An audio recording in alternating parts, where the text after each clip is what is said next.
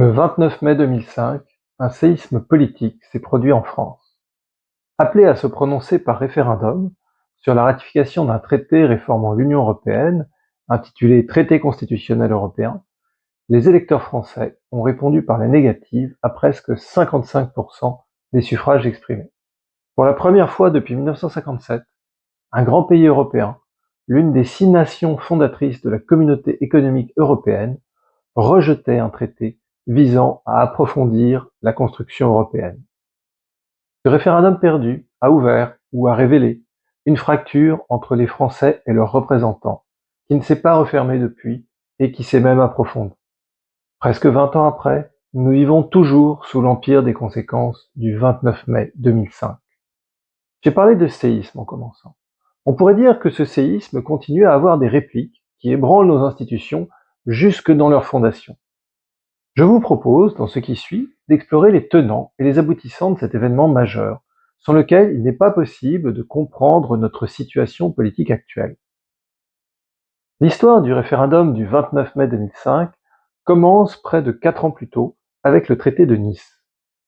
Ce traité, signé en février 2001, avait pour but de réformer les institutions européennes dans la perspective d'une entrée prochaine au sein de l'Union d'une dizaine de pays anciennement communistes d'Europe de l'Est.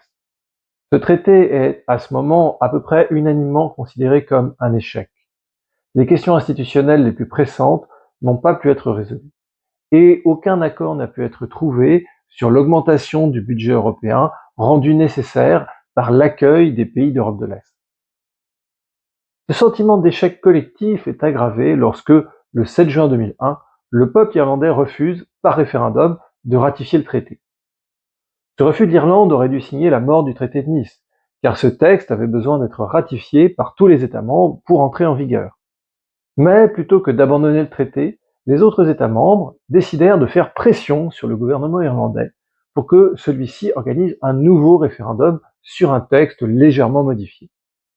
Un nouveau référendum fut effectivement organisé le 19 octobre 2002, avec un résultat cette fois positif, et le traité de Nice rentra en vigueur le 1er février 2003. Cependant, la procédure consistant à faire revoter un peuple qui a fait le mauvais choix apparaissait peu compatible avec les valeurs démocratiques professées par l'Union européenne. Et cela était assurément de mauvais augure pour la suite. La décision fut donc prise, lors du sommet européen de Laeken, en décembre 2001, d'engager un débat approfondi sur l'avenir de l'Europe pour tenter de surmonter les blocages et oppositions apparus lors de la négociation et de la ratification du traité de Nice. À cette fin fut créée la Convention sur l'avenir de l'Europe. Sa mission était officiellement d'examiner les questions essentielles que soulève le développement futur de l'Union et de rechercher les différentes réponses possibles. Elle était composée de 105 membres provenant des institutions des États membres, du Parlement européen et de la Commission européenne. La Convention était présidée par Valéry Giscard d'Estaing, qui fut président de la République française de 1974 à 1981. Les travaux de la Convention sur l'avenir de l'Europe commencèrent le 28 février 2002. Très vite, celle-ci s'orienta non pas vers un débat approfondi sur la finalité de la construction européenne, comme on aurait pu l'espérer, mais vers la rédaction d'une véritable constitution européenne, destinée à ouvrir la voie à une authentique fédération européenne. La Convention remit ses travaux le 18 juillet 2003. Le texte, baptisé Traité constitutionnel européen ou TCE, fut ensuite quelque peu remanié par les États membres qui le signèrent finalement le 29 octobre 2004. Ce traité comprenait 4 parties. La première partie contenait les dispositions destinées à réformer le fonctionnement des institutions communautaires. La seconde partie contenait la Charte des droits fondamentaux de l'Union européenne. La troisième partie récapitulait les politiques de l'Union telles qu'elles avaient été fixées par les traités précédents. La quatrième partie, enfin, comprenait les habituelles dispositions finales que l'on trouve dans tous les traités, et qui détaillent l'application ou l'interprétation des parties précédentes. Cette composition en 4 parties aura de l'importance pour la suite. Gardez-la à l'esprit. Mais avant de poursuivre, je dois faire une courte digression sur la signification des termes signature et ratification. La signature d'un traité ne signifie pas que ce traité va entrer en vigueur, qu'il va être appliqué par les États signataires. La signature d'un traité n'est pas comme la signature d'un contrat qui engage ceux qui le signent. Elle est plutôt comme la signature d'un procès-verbal. Elle sert à authentifier le texte.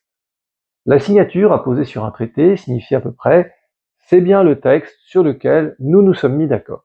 Par conséquent, une fois signé, un traité doit encore être ratifié, c'est-à-dire approuvé dans chaque État signataire par les autorités constitutionnelles compétentes. Ce n'est qu'une fois ratifié que le traité sera considéré comme juridiquement valide et appliqué. Et certes, il existe bien des exemples de traités signés par un État mais non ratifiés ensuite, et qui donc ne sont pas appliqués par lui. Un exemple fameux est le traité de Versailles en 1919, traité qui fut très largement inspiré par le président des États-Unis, Woodrow Wilson, puis signé par lui, mais jamais ratifié par le Sénat américain. En conséquence de quoi, les États-Unis n'ont jamais été partis au traité de Versailles, et ils n'ont notamment jamais été membres de la Société des Nations, ce qui aura une influence majeure sur la suite des événements. Pour en revenir au traité constitutionnel européen, celui-ci devait donc encore être ratifié par chacun des 25 États signataires. En France, ce type de traité doit être ratifié par une loi. Cette loi peut prendre deux formes, soit une loi votée par le Parlement, soit une loi adoptée par référendum. L'article 11 permet en effet au président de la République de proposer au référendum un projet de loi tendant à autoriser la ratification d'un traité qui, sans être contraire à la Constitution, aurait des incidences sur le fonctionnement des institutions. Après avoir hésité, le président de la République, Jacques Chirac, décida de soumettre la ratification du traité constitutionnel européen au référendum. La campagne électorale dura presque 6 mois et enflamma l'opinion publique. Dans un contexte de quasi-unanimité en faveur du oui des partis de gouvernement et des médias, les sondages commencèrent par donner le oui très largement vainqueur. Mais peu à peu, les courbes s'inversèrent, et le 29 mai, le non l'emporta sans contestation possible.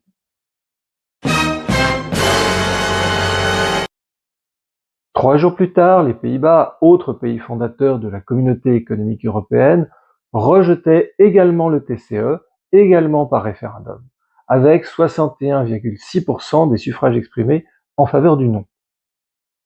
Ce double rejet populaire sema la consternation, puis la colère, dans les rangs des partisans du traité. D'un côté, les pays ayant déjà ratifié le TCE n'entendaient pas renoncer à sa mise en œuvre. Ce qui aurait pourtant dû être le cas, puisque le traité lui-même prévoyait qu'il ne pourrait entrer en vigueur si tous les signataires ne l'avaient pas ratifié. De l'autre côté, la France et les Pays-Bas, plus ou moins soutenus par quelques pays hostiles à la poursuite du processus de ratification, comme le Royaume-Uni ou la République tchèque, affirmaient qu'il ne saurait être question de revenir sur le vote de leurs électeurs. Cependant, par-delà ces déclarations contradictoires, une grande unanimité existait en réalité parmi les dirigeants européens. Presque tous jugeaient désastreux les noms français et néerlandais. En France même, les responsables politiques juraient en public, la main sur le cœur, que la volonté du peuple français était sacrée. Mais en privé, les mots étaient souvent bien moins aimables et respectueux. Et nombreux étaient ceux qui cherchaient un moyen de contourner les résultats du référendum. La voie d'un compromis ne tarda donc pas à se dessiner après qu'ait été observé un délai de décence. Le 13 décembre 2007, les chefs d'État et de gouvernement de l'Union européenne réunis à Lisbonne signaient un nouveau traité, qui prendra donc le nom de traité de Lisbonne. Le traité de Lisbonne reprend en fait presque intégralement la première partie du TCE, c'est-à-dire les dispositions modifiant les institutions européennes, tout en abandonnant les 3 autres parties. 2 raisons à cela. D'une part, cette partie institutionnelle est celle qui paraissait la plus indispensable aux dirigeants européens. Cette réforme institutionnelle était le cœur du TCE et ce qui avait motivé sa rédaction. D'autre part, cette première partie était celle qui avait semblé susciter le moins d'opposition chez les électeurs lors des référendums. En France particulièrement, les discussions publiques relatives au TCE s'étaient beaucoup focalisées sur les parties 2 et 3. Restait à ratifier ce nouveau traité. Selon les études d'opinion, dans tous les pays européens, les peuples souhaitaient massivement pouvoir se prononcer par référendum. En France, par exemple, plus de 70% des personnes interrogées souhaitaient un référendum sur le traité de Lisbonne. En dépit de cela, tous les gouvernements européens choisirent la voie parlementaire, à l'exception du gouvernement irlandais, obligé par sa constitution de procéder à un référendum. Les ratifications par voie parlementaire étaient certaines d'aboutir, puisque les représentants, à la différence de leurs électeurs, étaient presque tous favorables au traité. En France, par exemple, le traité de Lisbonne fut ratifié par le Parlement le 8 février 2008 à une très confortable majorité, 336 voix contre 52 à l'Assemblée et 265 voix contre 42 au Sénat. La seule légère incertitude portait donc sur le référendum irlandais. Or, le 12 juin 2008, les électeurs irlandais rejetèrent le traité de Lisbonne à 53,4% des voix. Suite à ce rejet irlandais, un sommet européen s'est tenu le 13 décembre 2008, sommet à l'issue duquel le gouvernement irlandais s'est engagé publiquement à organiser un second référendum d'ici la fin de l'année 2009. Ce second référendum eut bien lieu le 3 octobre 2009, avec cette fois une victoire du oui à 67% des suffrages exprimés. Pour parvenir à ce résultat positif, les autres États membres, notamment la France et l'Allemagne, avaient, il est vrai, multiplié les pressions et les menaces à peine voilées envers les Irlandais. Et ce travail de persuasion avait été grandement facilité par l'éclatement de la crise financière dite des subprimes à l'été 2008, une crise qui a très fortement touché l'Irlande.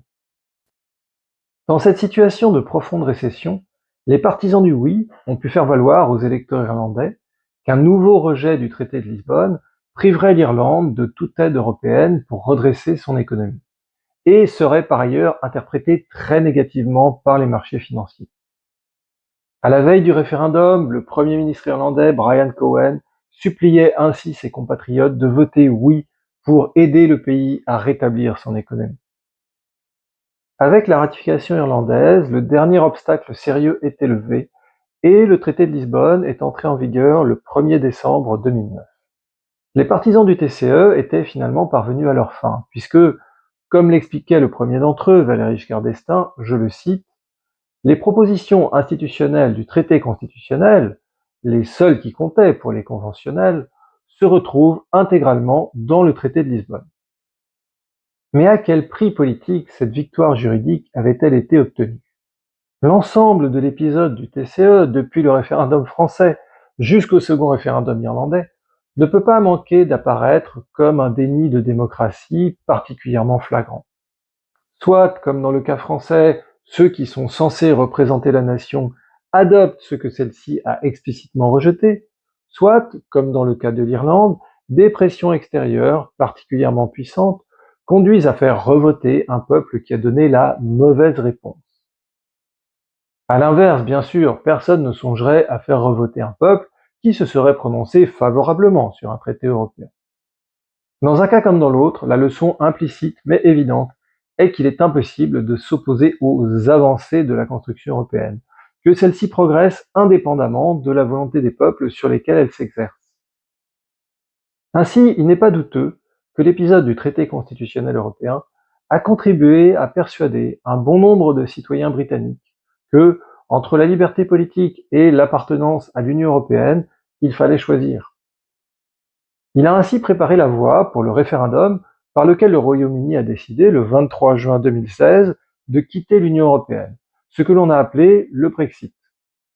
En ce qui concerne la France, il est certain que l'adoption par le Parlement du traité de Lisbonne a puissamment accéléré la décomposition de nos institutions représentatives.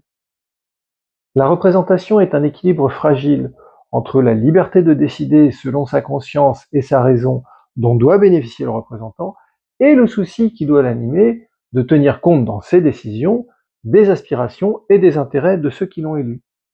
Avec l'adoption du traité de Lisbonne, cet équilibre a été violemment rompu et il n'a pas été rétabli depuis.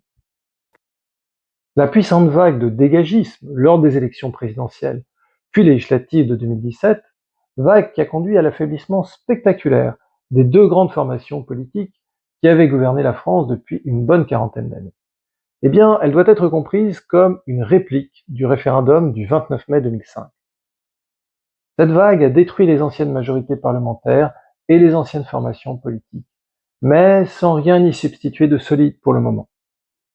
Le monde ancien a été balayé, mais le monde nouveau n'apparaît pas. En fait, au lieu de monde nouveau, nous semblons plutôt nous diriger vers une situation d'instabilité gouvernementale et plus généralement d'instabilité politique qui rappelle assez fortement la Quatrième République, ce qui n'est assurément pas une bonne nouvelle. Vous pouvez vous reporter à la vidéo consacrée à la Quatrième République si vous désirez en savoir plus sur ce moment important de notre histoire constitutionnelle récente. Voilà, vous savez désormais l'essentiel de ce qu'il y a à savoir sur le référendum du 29 mai 2005 et ses conséquences. Un référendum dont, comme vous le voyez, on peut difficilement surestimer l'importance. Merci d'avoir passé ce moment avec moi. Vous pouvez grandement aider mon travail en aimant cette vidéo, en la partageant et en vous abonnant. Et n'oubliez pas, le droit, c'est passionnant.